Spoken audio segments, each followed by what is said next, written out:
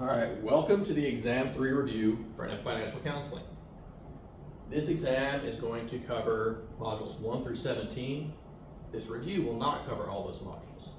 You can refer back to Exam 2 review and Exam 1 review for a more in-depth look at those previous modules.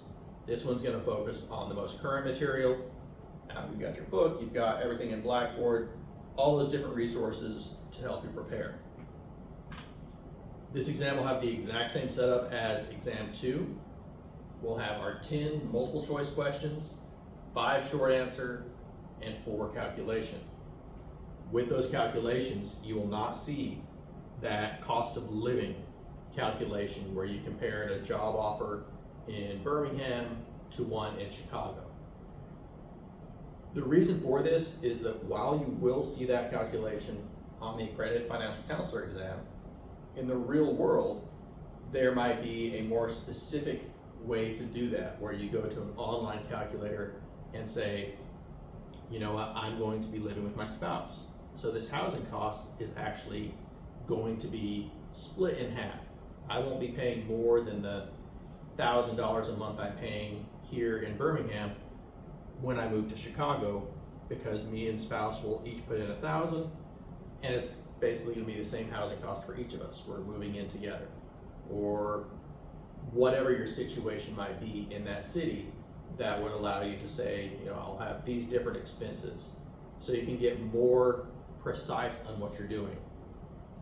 There's also the idea, even with that calculation, all you're looking at is the cost of living in a single city to another. So I'm comparing only the salary. It doesn't take into account those additional benefits that might make sense to me. One place has childcare, the other does not. One place offers educational assistance or has a better retirement plan, better healthcare benefits for my specific situation. Beyond the financial, which job do I like better? Do I definitely want to be in a city where I have access to different things happening, an international airport, or would I rather be in some more rural setting with hiking and outdoors and different types of activities that I would enjoy? So thinking beyond just the dollars and cents. So starting with credit, we're going to go through what is credit, what things do I see in this credit report, and how does that impact my credit score? Why do I care? And if my score is bad, how can I improve it? So credit is this idea that somebody else is going to lend you money so that you can buy something right now. Goods, services, a house, a car, groceries, all these different things that I can buy right now with somebody else's money. I'm gonna have to pay it back with interest, but I can buy it now. Advantage, if I don't have the money, I can still get it. I can still buy groceries and I don't have to starve. Disadvantage, I might buy something that I'm never gonna be able to afford. I'm never gonna be able to pay these interest charges. If I'm using credit wisely, it's fantastic. I would rather buy something on credit where I'm earning rewards and my dollars are earning interest. So I don't have to pay it back until the end of the term. Other things we're going to look at is kind of this idea of there's good uses of credit and bad. Generally, buying a home, getting an education, things like that are considered good uses of credit, where, you know, going out and buying the steak and the caviar and the lobster, the things you don't need, or going on a vacation that you can't afford, buying a car that is gonna put you more and more in debt, that could be a bad use of credit. Disadvantages, I pay a high interest rate on that. So the lender is giving me the money to let me buy this good or service today, but I have to pay them back with interest. And that's how they make money. Well, that's one of the ways they make money. They're gonna make money off of the interest that I must pay them.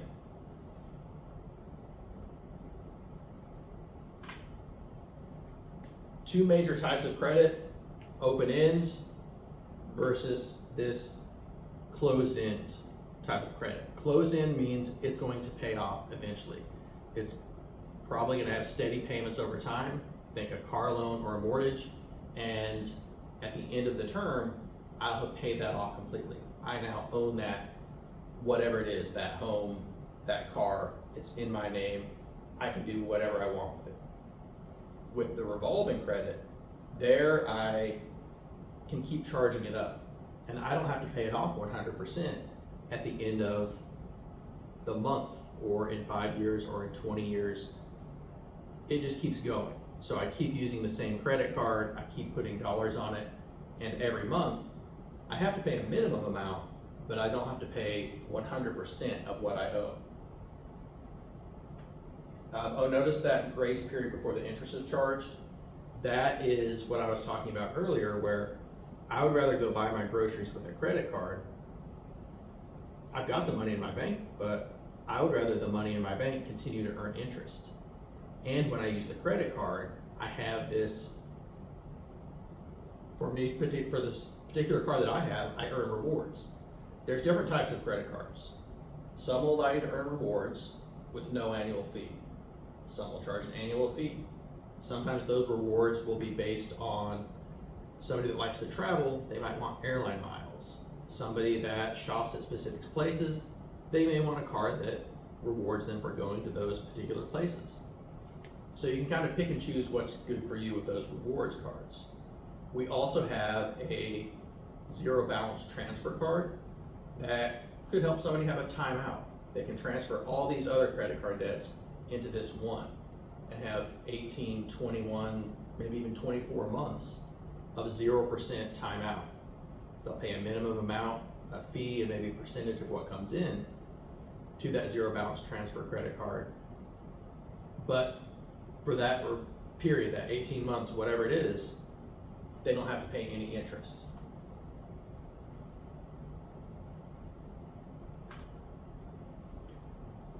All of the things that I do with credit, all these debts that I might have, all these payments that I've made, they're going to be compiled by FICO, Fair Isaac Corporation.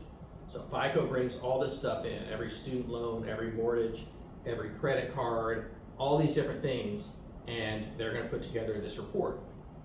So in the report, we have what type of credit is this? Is this a student loan? Is this a credit card from Visa, Chase, a MasterCard? Everything is going to be separate. A car loan. Every type of credit that I might have, that mix of different things, is going to be reported there. How much did I borrow? So if there is a mortgage, the credit report is going to show how much I owe on that mortgage, and if I am current on payment. So my payment information, have I ever been late? Do I regularly pay on time? Note with loan amount, we also have credit limit. This would be on, say, a credit card, where I have a maximum amount that I can spend of $20,000 on this one credit card. So it's going to show, here's the maximum that Rich can spend on this credit card, and here is what he has spent. What does he owe right now? So it's going to show my balance and how much I can potentially spend on that card today. And if I am considering lending money to someone, that's information I would want to know. If they could suddenly have $100,000 in debt the next day, that's important to me. So I want to know what their credit limit is, what these different things are that would potentially give me pause in lending them dollars.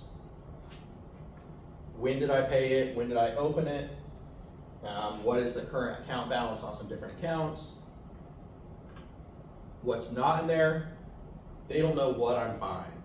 Unless it's specifically tied to that collateral of, okay, we know he bought a home, they're not gonna know that I bought, 10,000 gumballs and a giant bag of Cheetos.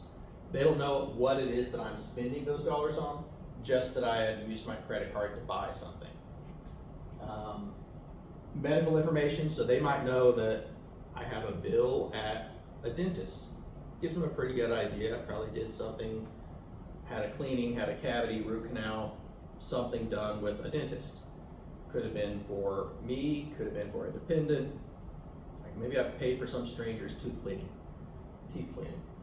But they don't know specifically what I've done. If they've got a bill to the hospital, they don't know if I had surgery, they don't know anything beyond, I owe this hospital some money. They don't know my race or my gender. They don't know what religion or nationality I am. They don't know criminal background. One thing to keep in mind with that criminal background is an employer might require it. Some places, and a home mortgage might also require you to fill out a criminal background report. And you can refuse, you can say, no thanks, I'm not gonna allow you to look at my history. But in doing so, you would make yourself ineligible for that job or potentially that loan. If they're not part of this credit story, it wouldn't be there. So I mentioned FICO earlier, the Fair Isaac Corporation. These three credit reporting agencies, Equifax, Experian, and TransUnion. These are the only three, and they pull their information from FICO. So all three of them are pulling the same information from FICO. Maybe at different times, but they're all getting it from the same source. All that information we looked at earlier stays on my report for, depending on what it is, different amounts of time. Open accounts in good standing, forever. It's kind of on my side. I did some good stuff with this account, I've never had an issue, so now I've got, 40 years, 20 years, whatever, on this specific account. This is where you can be nice to your children, then maybe open up an account for them, a joint account, something where they've got more years of credit history. So that's gonna look good on their credit report and help their credit score, which we'll talk about the impact of that credit score on what they're gonna have to pay for credit, for amounts that they borrow. Closed accounts in good standing, those will disappear after 10 years, but they stick around a little while. The only other thing that stays as long is a bad thing. Chapter 7 bankruptcy, maybe see chapter 13. Chapter 7, I just said, I can't pay, I'm walking away. So chapter 7 bankruptcy is gonna stay for 10 years, while chapter 13 only stays for 7 years. Chapter 13 is, I'm gonna put together a payment plan. The court's gonna help me with that, and we're gonna figure out what is a reasonable amount for me to pay over the next 3 to 5 years and try to make these creditors whole. Late or missed payments stick around 7 years, so do collection accounts.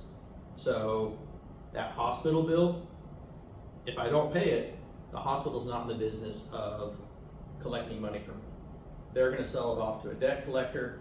That's what's in collection. It's been sold off to a debt collection agency, and they buy that debt for 70% of what it's worth, something less than 100, depending on how likely they think they're going to be able to recover those dollars. And then finally, credit inquiries, which aren't going to have a big impact. So, cool, Rich is shopping around for a mortgage. He had 5 credit inquiries this month. They're not going to worry about that. One thing that we were going to look at is credit utilization ratio. So this could be one of those calculations you do, where what I'm doing is taking, here's how much debt somebody has, divided by how much available credit they have. Now, simple if we just have one credit card, there's this $20,000 limit, and I have spent $10,000. $10,000 that I've spent, divided by my $20,000 limit, I'd be at 50%. 30% is what we want, less than 30%, 30% or under, 1 to 30 is good. If I have 0, it just shows, well, I have a bunch of credit cards I'm not using, why do I even have them? So you want to show that you're actually using them and paying them off regularly, and you're not over what lenders might see as a dangerous amount. And they can get that from your credit report without even looking at your credit score. There's your ideally between 30 and 1. So I mentioned the credit score. Here are the different things that go into the credit score. And we've got an acronym for that, pay all loans, control needs. And those are in order of the weight each will have on your credit score. So payment history, 35%. Have I been paying whatever things I owe on time? Have I been late, or have I had them go to collections? 30%, how much do I owe? 15%, how long have I had that credit history? So that account that you create for your child allows them to have a greater length of credit history.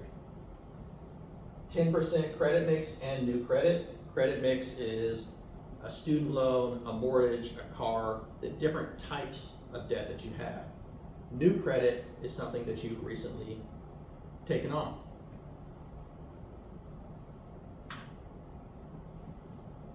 So I'm gonna pull my credit report, and I'll pull those regularly. You all did so in class, and you saw all that information that was available to whoever had that legal purpose to get your credit report. On the credit report, I can look through and make sure that there's no issues. And I gave the example in class where I had identity theft, so somebody used my credit card to open up that membership at Sam's Club and go shopping. My credit card company caught it, my bank caught it, and they didn't pay it, but because it was through another party beyond my bank, it showed to them as if I'd opened this up, gone shopping, and never paid it. And I only noticed it when my credit score took a hit. So I've got an automatic monitoring thing. I saw my credit score went down. I hadn't done anything crazy. So I went into my credit report. I went to one of those three agencies, Equifax, Experian, TransUnion. I went to Equifax, pulled up my credit report, and saw that that charge for Sam's Club that I thought had never gone through because I was never charged it through my bank, that Sam's Club's credit card arm was reporting it as, hey, Rich never paid his debt. So we go through here, I dispute it. I reached out to Sam's Club. They sent me on to their credit, whoever their third-party credit person is, disputed it with them, and I disputed it on my Equifax report. So during that process, Equifax is reaching out to the person that I potentially owe money to. They're verifying all the facts and figuring out what's going on. So to support my dispute, I showed, hey, here's when the bank contacted me, asked if this was something I had spent. I said no, it wasn't charged. I've never been to that Sam's Club, which I guess harder to prove, but they took all that evidence that was there. They reached out to Sam's Club. They reached out to Sam's Club's credit agency, and they figured out Rich is telling the truth. He doesn't owe this. So they verified it, they corrected it, and it's removed from my report. During that time, and I want to say it took a little over a month, it showed on my Equifax that this specific thing, that Sam's Club membership and shopping trip, were under dispute. So if I were to have tried to get a loan at that time, it would still show up on my credit report, but it would show that I disputed that specific piece of my credit report. I'm not saying my entire credit report is wrong, just this one thing on the credit report. So they verified it, they updated it.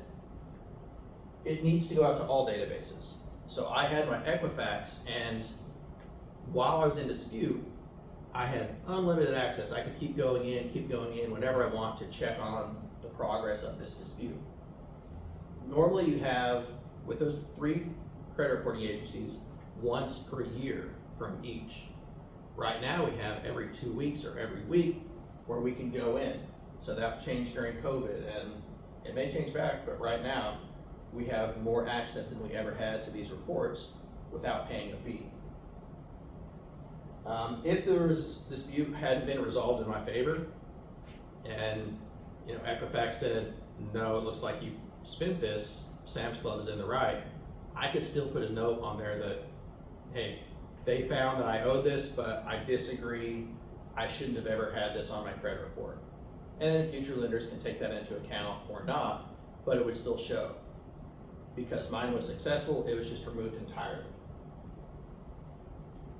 You don't need to pay somebody to do this. It probably took 5 minutes of my time total to submit the report, and maybe another 5-10 minutes over the next couple months of me just going back on, which I didn't need to go on that often. So probably less than 10 minutes total. You could submit the dispute, have it resolved, and be done. That's all it takes. Pull up your free credit report, go through and make sure that everything is accurate. If something is not, dispute it. You can do that online, you can do that through the phone, or you can do that through snail mail.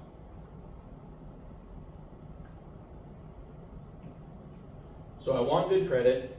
I see that I haven't done things so well in the past, or my client hasn't done things well in the past and they have bad credit. We have different ways that we can improve their credit. So ideally, I've been doing the right things. I've been paying my debt when it's due. I have that mix of credit. If I have built up some credit, I've budgeted and I'm paying it down, so it shows I'm doing all these good things. I can also take out a smaller loan. So we talked about closed end. That was that installment type loan that I get 100% today, and then I pay it off within 5 years or 30 years, whatever the contract says. With this small closed end loan, it's not going to be 30 years, it's going to be something closer to 5 years. Setting up automatic payments, so it just directly pulls from my bank account to pay off this loan, will help me to not forget to pay, or be on vacation, not have a check, whatever things might happen. If I set up automatic payments, awesome, I won't miss a payment. Opening up a credit card with a cosigner gives you an immediate bump.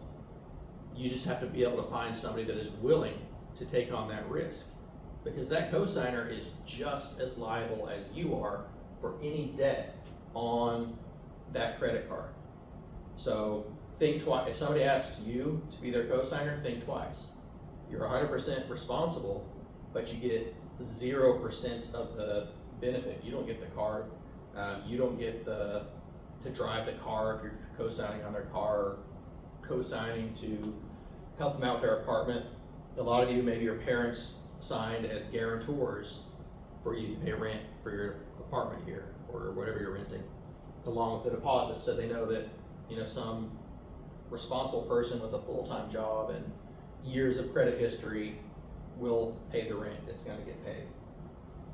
Authorized user on a credit card, kind of similar to this credit card with a cosigner, but here the user wouldn't be responsible for the debt, it would just be somebody else. So a parent could open a card and then put you on as an authorized user. And if they're going to do that, they would want to put a credit limit on it so you don't go crazy with it. But you wouldn't be responsible for any debt incurred on that card. With the cosigner, both parties are equally responsible. And finally, the secured credit card is where you say, okay, Visa, I will give you $200 in cash. They say, cool, thanks, we'll keep that $200 and we'll give you this credit card. So you use the credit card like a normal credit card, and you keep paying off what you use. Your normal credit card has a limit of $200. So for Visa, they're like, cool, zero risk for us. This person, if they try to spend more than their $200 deposit, it will be declined. And we're holding on to that $200 deposit. So Visa is holding on to that $200 the entire time. If I, after 18 months, after 12 months, whatever Visa thinks, decides that, Rich has been very responsible with this. Here's your $200 back, Rich. Now that $200 card is just like a regular revolving card, and you've proven yourself to us. My credit report's going to reflect that I was responsible with this, and then I can maybe say, hey, can you increase the credit limit? So secured credit card is going to be one of the easier ones to do on your own. Some of these others are going to require more help. That small closed-end loan, if you're at the point where you need a secured credit card, you probably wouldn't qualify for the small closed-end loan, but you could do both at the same time. Okay, so why do we care what's on the credit report? Why do we care what our credit score is? Because the worse my credit, the more interest that somebody's gonna charge me, because I'm riskier. So think of that as an investment. If I am going to make an investment that has a higher potential of loss, it needs to have a higher potential of gain. So I'm not gonna take on greater risk unless I expect greater reward. That's what the lender's doing. They're not gonna take on the risk of lending to somebody with poor credit that they think might not pay them back if they're not going to get compensated for that. So if they choose to lend to you, they're gonna charge you a higher rate than somebody that has been responsible, paying their cards, paying all their debts, has this credit mix, all those things that we talked about. They're gonna pay less in interest. I've said it in this class before, but it's expensive to be poor. If you've missed these payments in the past, it's going to hurt you in getting loans in the future. It's going to cause you to spend more money. This could be some math that you might do on the exam where you compare people with different credit scores, meaning that the bank, the lending institution, offered them a different interest rate. So we've got this 850, awesome, a higher score shows more responsibility. 850 is as high as it goes on that specific credit score. There's different types of credit score. We'll go with the 300 to 850 range. With this higher score, my Fair Isaac Corporation score, I'm going to pay a lower rate. So I did the math here. I pulled out a $46,000 loan, which I looked up, I want to say a couple weeks ago was the median price. Car prices for, October, the 10th month.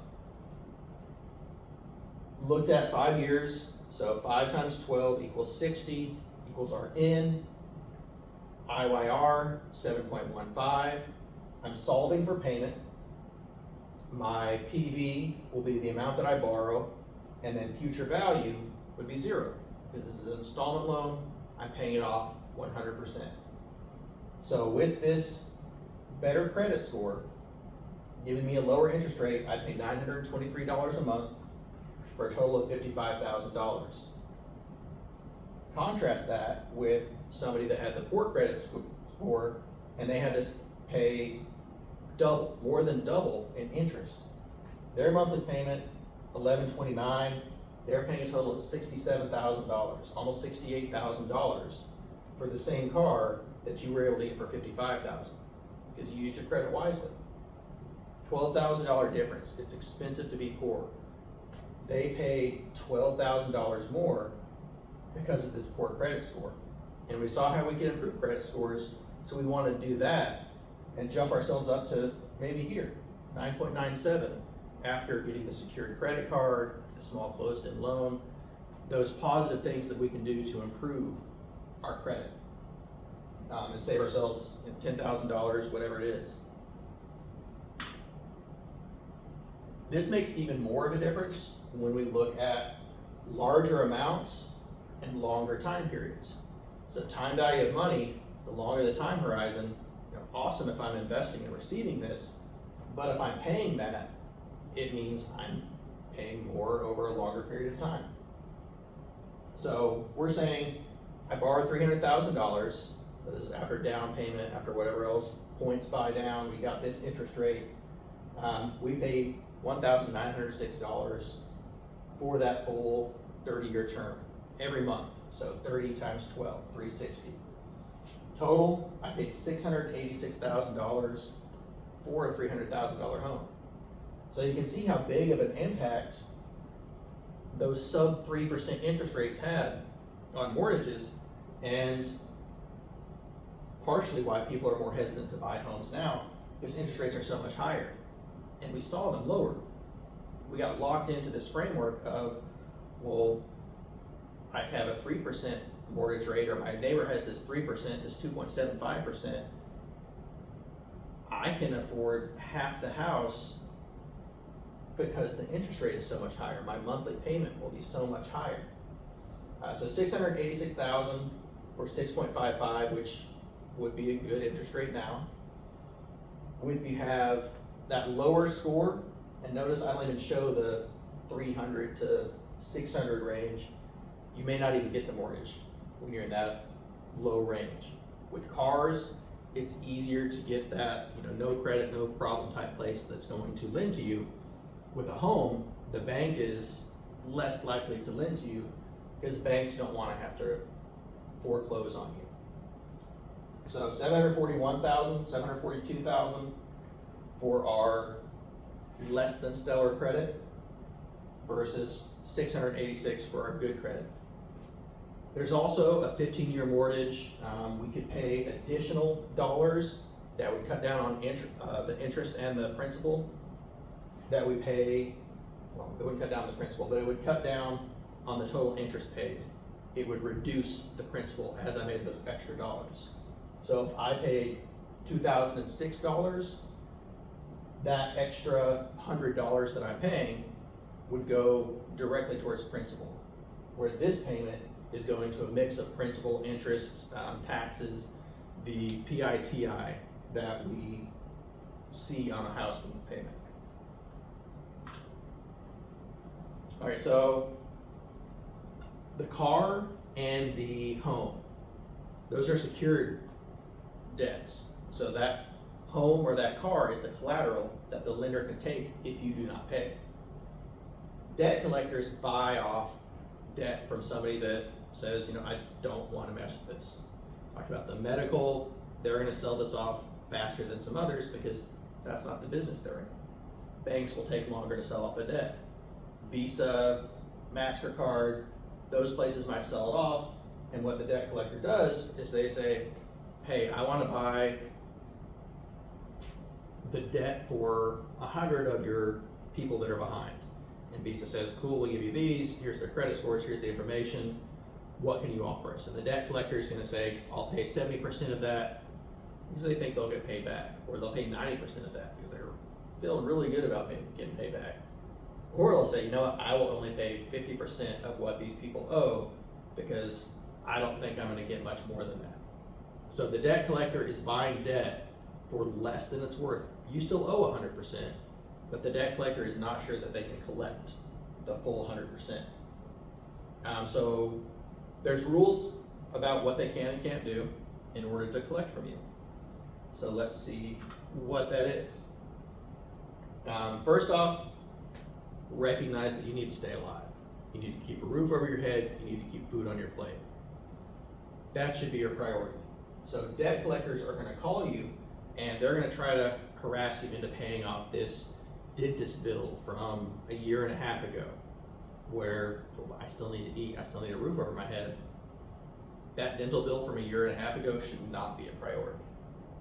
They're going to give you sort of the moral obligation to pay the debt.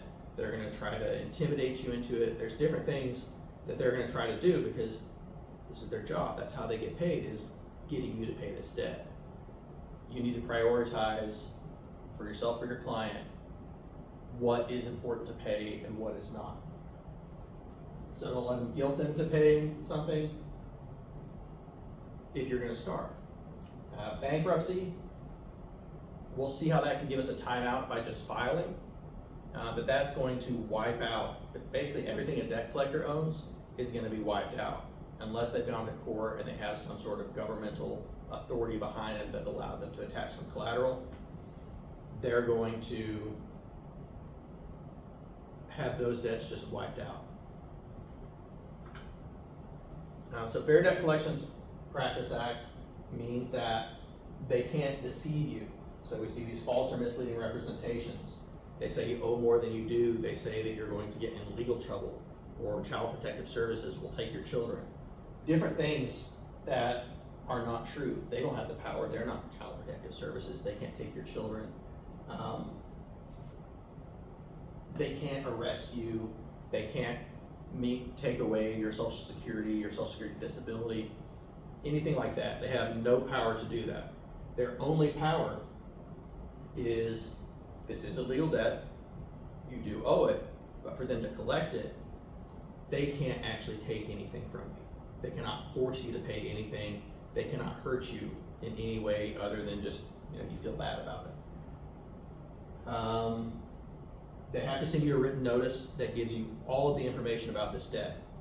So your name, any error on this, your name is spelled incorrectly, they have a decimal in the wrong spot, they're charging a fee they shouldn't, or it's just not you.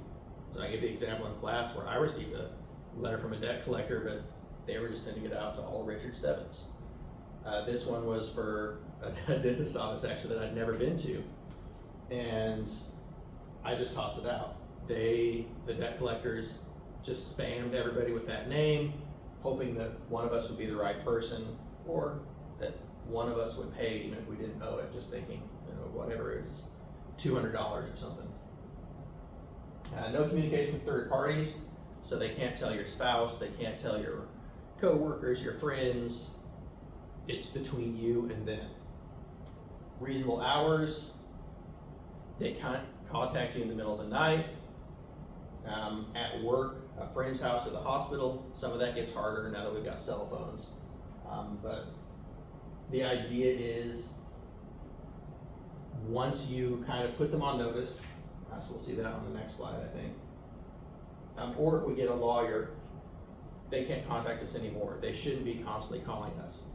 Obscene words, racial slurs, insulting remarks, they can't do any of that. And when they do, or if they do, document everything. So I want to document all the things they've done that they should not have done. Misdepositing post-dated checks prior to the date. They may come to you and say, hey, you got this debt, you should pay it. You say, I don't have the money, I don't get paid till Friday, but I promise I'll pay it then. Right, cool, just write us a post-dated check, date it for after your paycheck, and we promise we won't deposit before then. They can do that. And the bank, in good faith, they're just running the check through their system. They try to pay this debt collector, and maybe it goes through. Maybe it's money that you just barely had and was gonna feed you that week. Or maybe, now you can't buy food, so you starve. Or maybe it goes to the bank and the bank says, these funds aren't here, you've incurred an overdraft charge. So they go ahead and pay it, now you've got this overdraft charge and you can't buy groceries.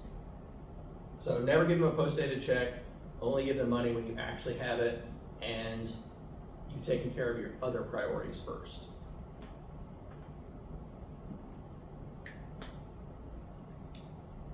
I'll take it back, I don't have that second slide. So let's just talk about it. Ways I can get them off my back. I get a lawyer. Lawyer might cost money. I can also just write them a cease letter, like saying, cease and desist type idea. I received the notification, stop contacting me. Now they know that I know I owe the dollars and I'm gonna do what I'm gonna do. So after that, they can't keep coming after me. Once I've said, cool, I received it, thank you, I'll review it. You don't have to send them anything else. You still owe the debt. And it's gonna continue to hurt your credit score, your credit report.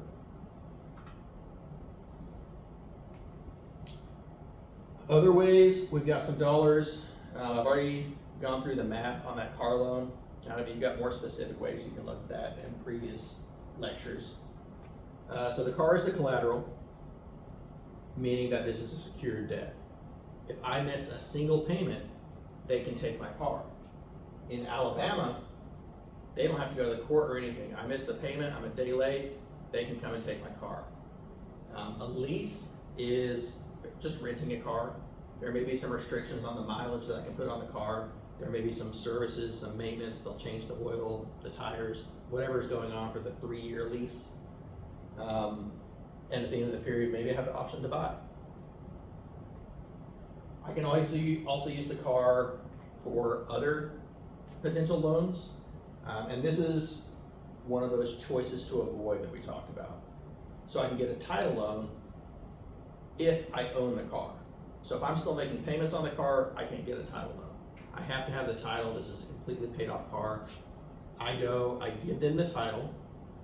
They give me some money, maybe 60, 70, 80% of what the car is worth. I'm gonna negotiate that. And there's gonna be a time period where I have to repay them. There's gonna be a high interest rate. So they win whether they take my car or not. Because they take my car at the end of the term if I don't pay them. So they're gonna be made whole. So they hold on to the title, and in 3 months, 6 months, if I don't pay them back 100% of what I owe plus all the interest, they take my car. They now own the car. So that's their business model, is they are going to get this car for 60 to 70% of what it's worth. They're gonna collect some interest from me for a while and maybe still repossess the car. I say repossess, they just take it, it's a little bit different. With these car repos, Alabama, I mentioned this earlier, they don't have to give me any sort of notice. I missed the payment, they can take it. That violate other terms, the car dealership, the lender may require me to have different insurance on the car. So I'm going to be required to have comprehensive insurance. That's kind of standard for any car loan, because that is their collateral. That's their security. If I get into a wreck and it is worth scrap metal, they're not going to be able to get the $47,000 that I owe on that car. They've just got a hunk of metal. So they would require me, while I'm still making payments to them, to have comprehensive car insurance. Meaning that if I do get in that crash, insurance will pay off whatever is owed, so they've got that comprehensive idea of, I'm going to be made whole, so they don't have that risk. So those other terms would be maintaining the insurance that I'm required to maintain. The repo agent, they own the car. They can smash the window, maybe they have their own key. Maybe they have a low jack on the vehicle that allows them to keep you from turning it on. So I come out of the grocery store and my car's gone. As long as it's in a public place, they can get it. They don't need to go to court. The permission is built into that contract. Depending on where we're going, what state we live in, they might have to give me a notice. And this right to cure, the right to cure means the lender says, hey Rich, you fell behind on your payments. You have to catch up by paying, the last 2 months worth plus these late fees, penalties, whatever the thing is. That's the right to cure. I do that, I am back on track, and we just go forward as if it never happened.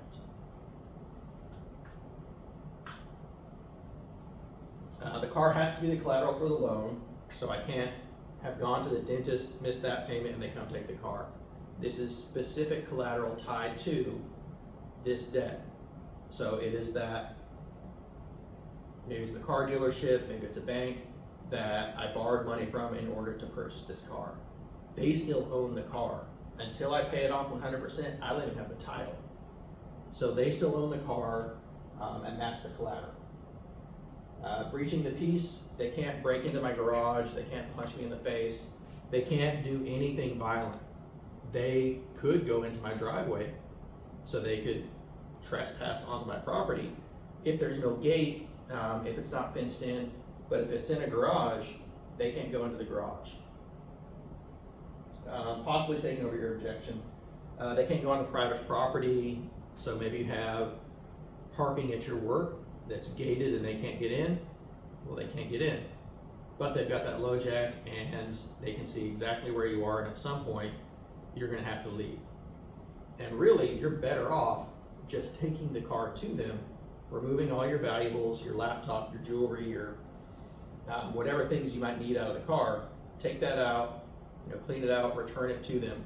That way they can't charge you for the towing fee, for the time and effort it took them to track you down, to wait hours outside of your work until you finally left that locked garage. Whatever the thing is, they're going to charge you for all of that. So I want to make it as easy as possible. Active duty military, we'll see some special things for military, both for debt, for collections, and for contracts as far as housing goes. After they take the vehicle, they are going to sell that. They're going to auction it off, they're going to sell it in some way, but they're going to charge you for the storage fee, they're going to charge you for the time and effort it took them to get the car from you.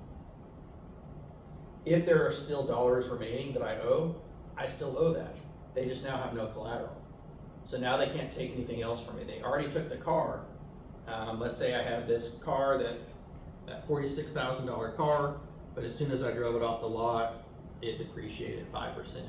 I drove it for a few years. Let's say now it's worth $30,000, but I still owe $40,000 because I've not been doing good at my payments, or I had a high interest, or whatever the thing might be. It's worth less than I owe. I'm underwater on it, or upside down on it. So they sell it, and they're able to sell it for $25,000. I still owe them whatever is remaining on that debt, but they can't take a car from me because they already took the car. So once they've seized the collateral, that's all they're getting. In rare cases, there may be a surplus. If there's a surplus, meaning that they were able to sell it for more than what I owed plus all those fees, then they give me that surplus. Talk about these things, keep it in your locked garage, ways that I can keep them from repossessing, the vehicle. But really I want to negotiate with them. So better, I've reached out to the car dealership, like, look, I'm gonna fall behind, what can I do to stay on track? And maybe refinance, maybe work out some kind of deal where, how about I pay this much, how about I pay twice a week? Whatever I negotiate, I want in writing. If I'm unsuccessful in that, I don't want to do these things because that's just going to cost me more in the end. Instead, I want to take the vehicle to them. That's to minimize the loss of property in the car. I take all my stuff out. If I file for bankruptcy, I get an automatic timeout while the court determines whether or not I'm eligible to file for bankruptcy. And we'll go into both types of bankruptcy a little later. I mentioned the car sold for less than owed. They still have the claim against me for whatever those dollars are, but they no longer have the collateral.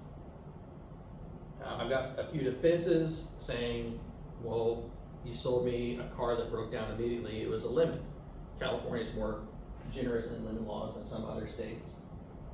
Dealer misrepresented the quality of the car or credit terms, so something on there. Problem with this dealer misrepresented something is it has to be in writing.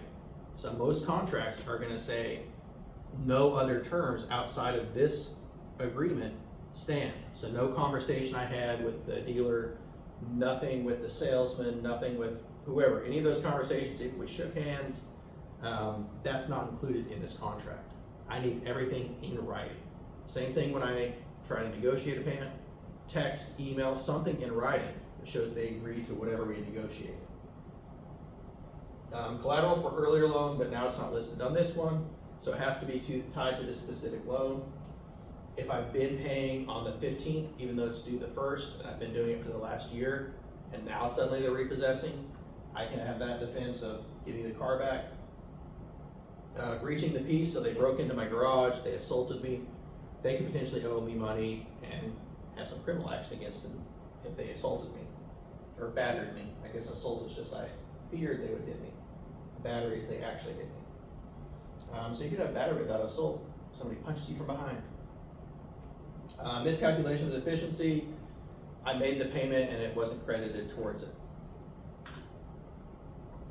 Okay, moving on to medical debt.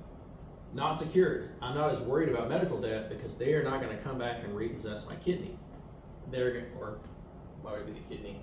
I don't know, whatever thing they put in me. I got a new heart. They're not going to come take the heart that they put in me. Medical debt in the U.S. is one of the biggest reasons people do declare bankruptcy. It gets expensive. Roughly 1 in 5 U.S. adults have medical debt of around $2,500. I recognize that's median. Somebody has cancer, somebody has some big bills going on, that raises up the median. Largest source of collections because dentists aren't in the business of collecting money. They'll send you a bill, they may send you a few bills before they finally sell it off to a collection agency. Hospitals are gonna sell off to collection agencies quicker because that is their business model is we help people get better, not we go after people and try to collect interest.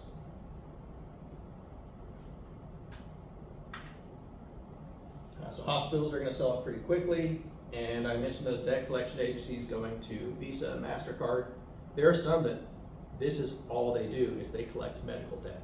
So they specialize in people that have these medical bills for whatever thing, and they go after those borrowers, or why I say borrowers, those debtors.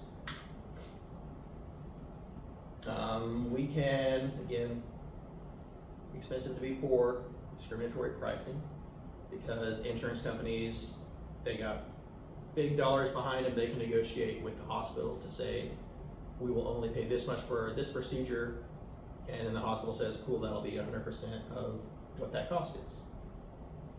So I want to know my insurance rights. Some hospitals will have financial counselors that specialize in helping people understand what their insurance will or will not cover. I mentioned in class, if I have health insurance, I want to stay in network, meaning somebody that my insurance company has negotiated with.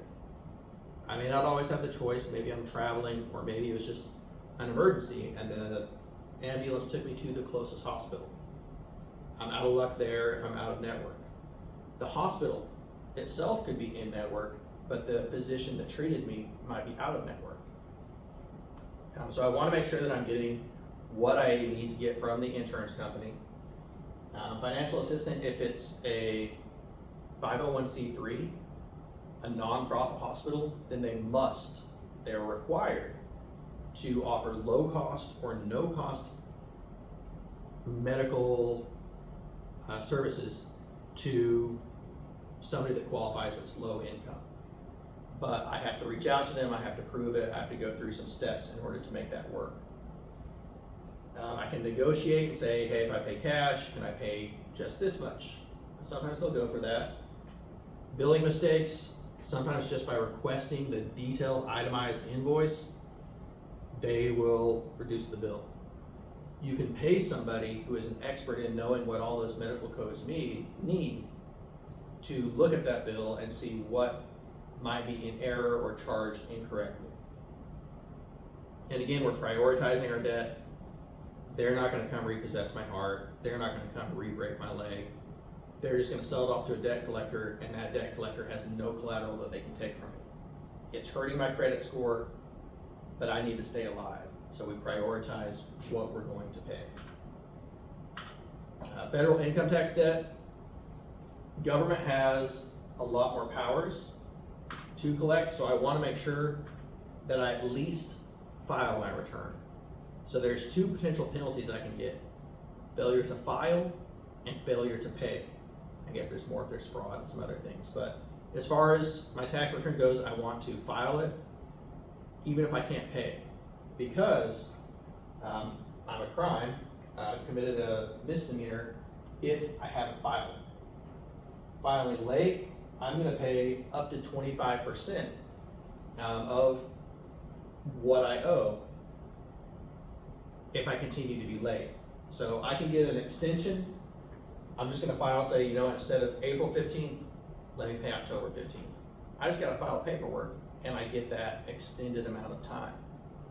That's automatic. It's not a negotiation. It's just I file a piece of paper and they say, cool, your due date is now October 15th. I'm still going to be charged a late payment, possibly waived, and then there's also a failure to pay penalty. So failure to file and failure to pay. Those are going to run concurrently. I'm not going to owe more than 25%. Different ways that I can pay it. I can pay with my credit card, and note that idea of being strategic with your bankruptcy. I can pay my tax debt with a credit card, I can pay my medical bill, I can buy a bunch of groceries, and then after I've stocked my house with these canned goods, these beans, these things that aren't going to go bad anytime soon, I've gotten the surgery that I need, that my children need, and I paid off my taxes, I can declare bankruptcy and those things all disappear. Tax debt would not disappear if I hadn't paid for it already. So I put it on the credit card or I borrowed some other way to pay the tax debt,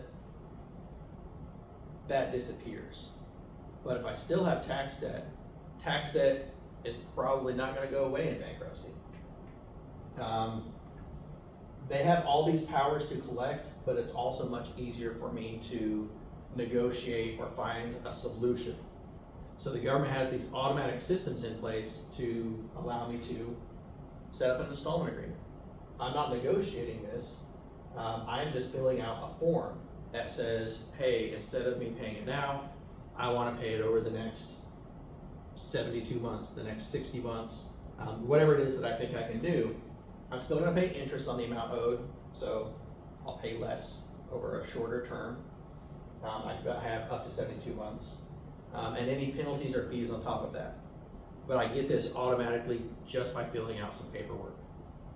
The negotiating, I say, how about instead of me paying this $14,000 that I owe, how about I give you $10,000? And maybe they say yes, maybe they don't. But I'm gonna have to negotiate that, and it's not for sure. This one, I just file out some paperwork. Currently not collectible status. Again, it's paperwork, but I gotta be broke. I gotta show that I have no money in the bank. I've got very little income. I just can't pay it right now. And then I'll get a timeout. During that timeout, they're not using their powers to collect from me, but they're continuing to charge interest. So I haven't reached out to them, I haven't done anything. I always want to communicate. That's kind of the first step in any of these debts. Communicate before it's an issue. After the fact, the IRS is first going to send me some nice letters like, hey, you owe some money. A month later, hey, you owe this money. 3 months later, hey, you owe this money. And then they're going to start getting me, and they're going to start demanding payment. They can put a lien or a levy against my assets, or a levy where they just start taking my stuff. And they can take Social Security. Nobody else except the government can take my Social Security stuff. They can go into my bank account. They can pull money from my tax refund. All these different things to make them whole. They could even potentially take away my license to practice law or medicine or cosmetology, like whatever things I have, they can take those away if they wanted. Reducing tax, I talked about it. We can negotiate, pay less, or say I'm broke. Let's prioritize all our debt. So government, big powers to take things with collateral. They can take that house, they can take that car. Other things that are just my promise to pay, maybe I don't have to worry about as much. So client comes in, I want to see their big picture. There's 3 things we want from every client. Net worth, assets, and liabilities. And I want specifics on these. Where is the 401k? What is the amount in it? What is vested with this debt? What is the interest rate? Where is it? I want all these details so that I can help the client figure out what resources they might have to pay off those. I want to look beyond just, what's on a net worth statement? Dollars and cents. My assets minus my liabilities equals my net worth. But there's other things that I have, the resources in my life, my network, so my connections with friends, reaching back to your alma mater. They want you to be successful. They can maybe potentially help you find a job. So all these different things that you also have, your specific skills. So I want to see this debt picture. So the 3 things from the client: net worth, our assets minus liabilities, our cash flows, dollars coming in, dollars going out. How are we spending our money? How are we earning our money? And then finally, what are the issues? So client comes in and their issues are, I got lots of debt. I'm going to find all the different debts and we're going to help them prioritize those debts. What is going to be most important? Staying alive. I want to keep a roof over my head and food on my plate. So I'm going to help the client figure out, what do I need to do in order to keep a roof over the head and keep food on your plate. Everyone's situation is going to have some differences, but for all of them, we want them to be housed and fed. So to talk about the secured, anything they can take. The most common ones that we've probably heard of are the mortgage, where I borrowed to buy a home, the bank can take my house if I don't pay. I borrowed to buy a car, the bank, the dealership can take my car if I don't pay. Loans secured by household goods, typically something to avoid. So we talked about maybe a rent-a-center type place where I rent my furniture. So I can completely furnish my house for a penny today and then $100 a month for the next 20 years, something ridiculous. We did the math in class and we saw that you're paying 3-4 times what that asset is worth. And when you've got places like Best Buy that allow you to buy for 0% interest for 3 months or 3 years, why go to a rent-a-center? Which we did talk about the temporary thing. Grandpa's coming to visit for Thanksgiving and we've got this chair that'll let him sit up. And we just want it for a short period of time. We don't actually want that $10,000 chair. But loans secured by household goods, they can take the couch, they can take those other things. And that might be something, I want to keep the mortgage, but they take the couch, cool, take the couch. I, with my resources, have some friends. I got a friend with a truck. I'm gonna go on Craigslist and I'm gonna find a free couch so I've still got a place to sit. Unsecured debts, these things where they can't take anything unless they go to court. So credit card, legal, medical bills, loans from friends and relatives, but I don't want to burn those bridges. And we'll talk about how if I do borrow from or lend to a loved one, I want a very clear contract, very simple contract of just to make sure that we both understand that this is a loan, this is when it must be paid back, and this is what interest might be charged, if any.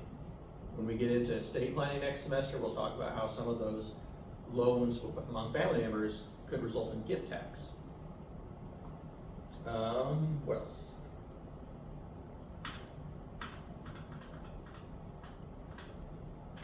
So prioritizing debts, let's stay alive.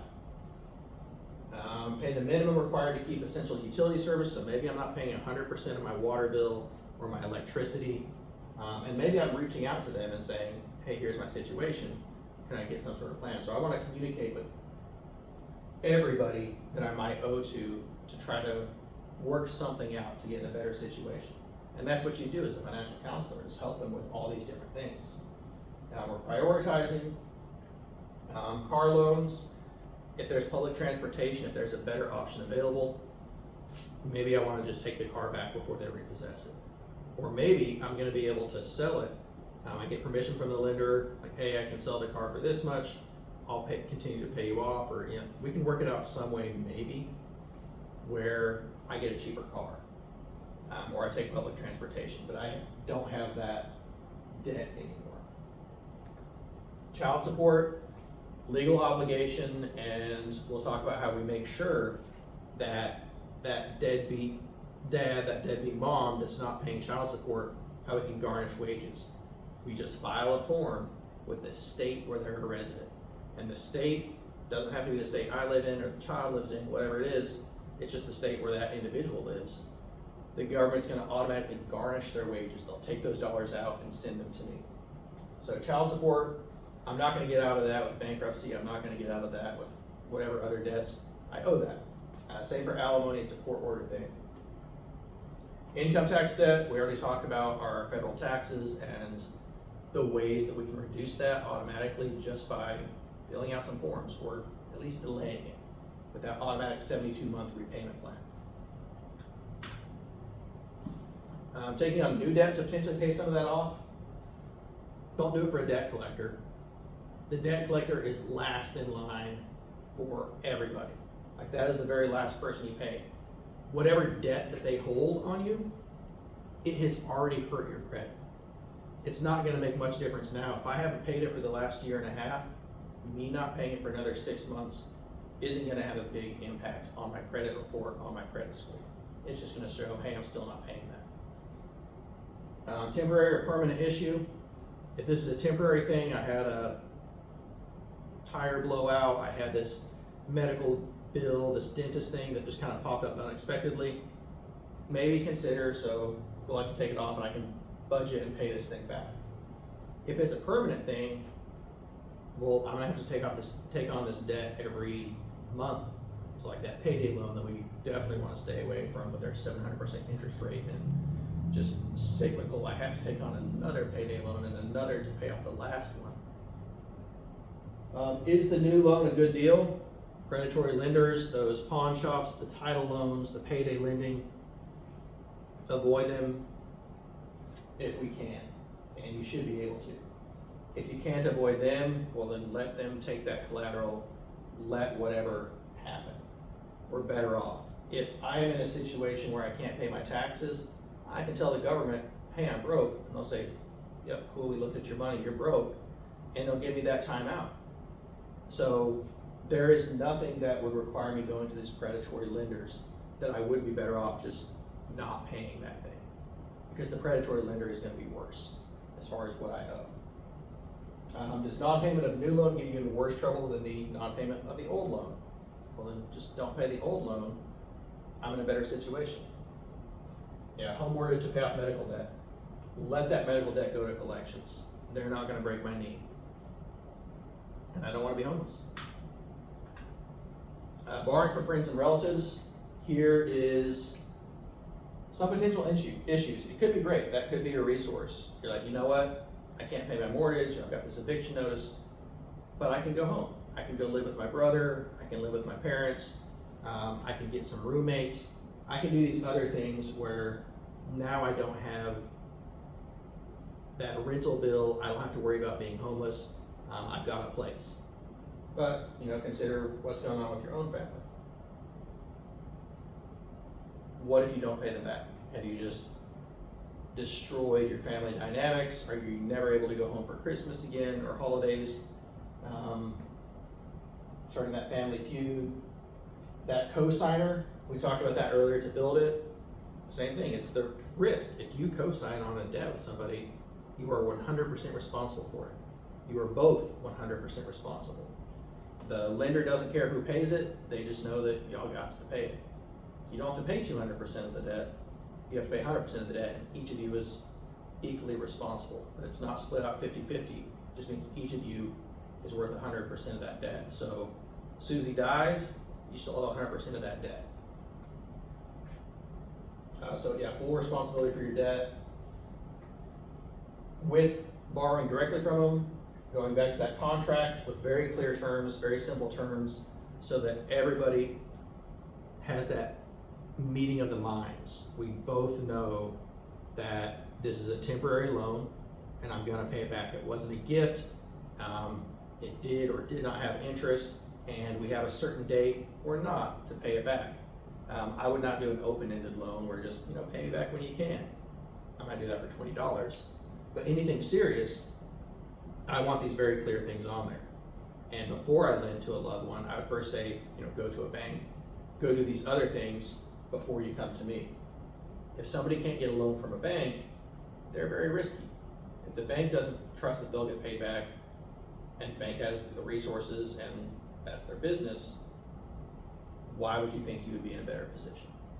So risky to do. That might be a way to go. It just kind of depends on your own family dynamics. Borrowing against your home, potentially that home equity line of credit can be a good idea. We've talked about reverse mortgages. We'll get into that, I guess, next. So we don't do reverse mortgages on this exam. But 62 or older, you are continuing to live in the house and the bank is making you payments. Or potentially a lump sum or something else. Refinancing. So if I have a 15-year mortgage compared to a 30-year mortgage, I'll pay more per month with a 15-year mortgage. I'll pay less in interest total because I'm paying it off quicker. And the bank is going to charge me a lower interest rate because they get their money back quicker. But my monthly payment will be higher. So I could potentially refinance a 15-year mortgage into a 30-year mortgage, and now I've still got the home, but my monthly payment is less, so I've got more money to pay some other things. So it could be the right move in certain situations, and maybe I refinance back later. Or maybe I just accelerate my payments, because to refinance, I pay a fee to do that. Maybe rates have dropped and I want to refinance and take advantage of the new lower rate. Awesome if I've got 15 years to go on my mortgage, but if I'm in the last 2 years, it might not be worth it.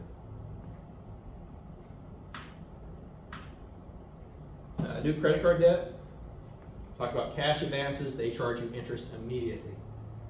Now I have higher interest rates. If I paid off that old debt that was not, credit cards are one of the higher interest rates you get without going to a predatory lender.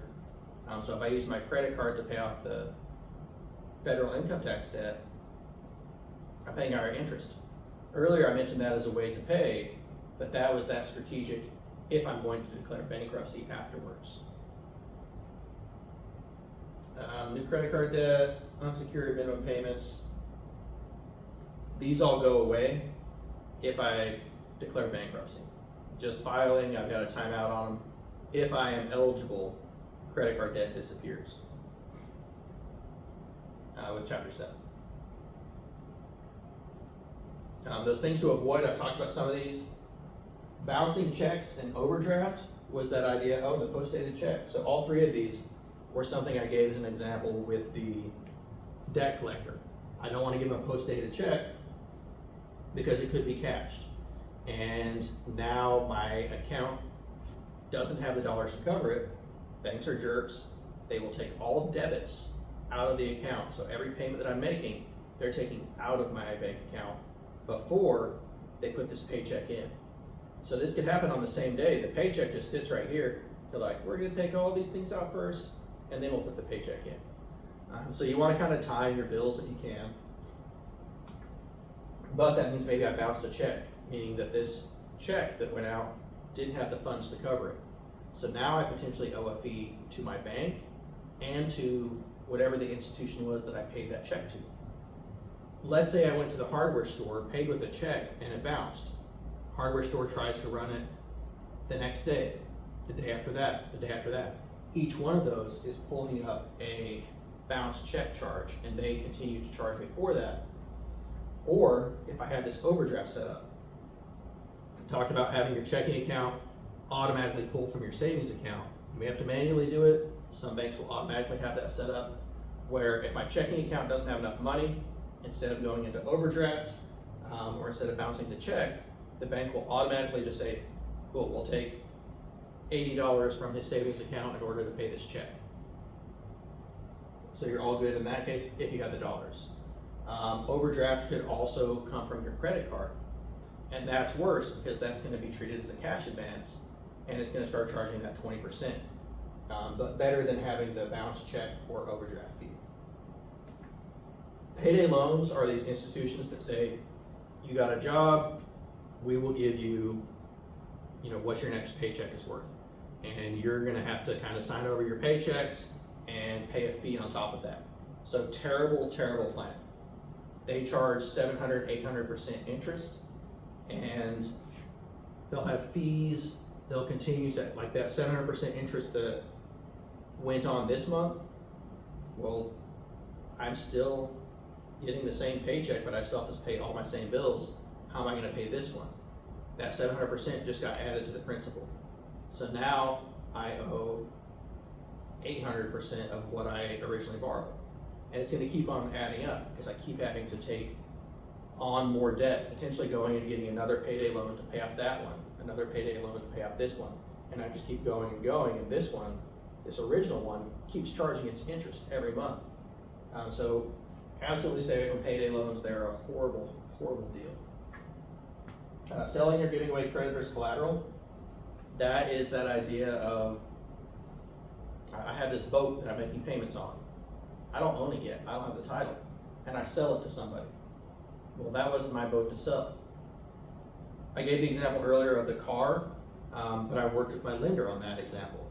I said, hey lender, I've got this car, I know I owe you dollars on it, and you still have the title, but I would like to sell it. I've got a potential person that'll buy it for this amount, and lender says, cool, you still owe this amount, you'll have to pay 100%. So maybe I'm able to sell the car for $10,000 and I owe $12,000. So here's the $10,000 plus $12,000 in my pocket.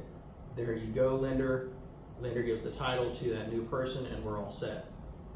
What this is talking about is not communicating with that person that owns the collateral. They still own that vehicle. And you should be wary. If you're going out on the market trying to buy a car and they don't have a title, don't buy it. There's some cases where titles get lost and you can get a replacement title, but I would just say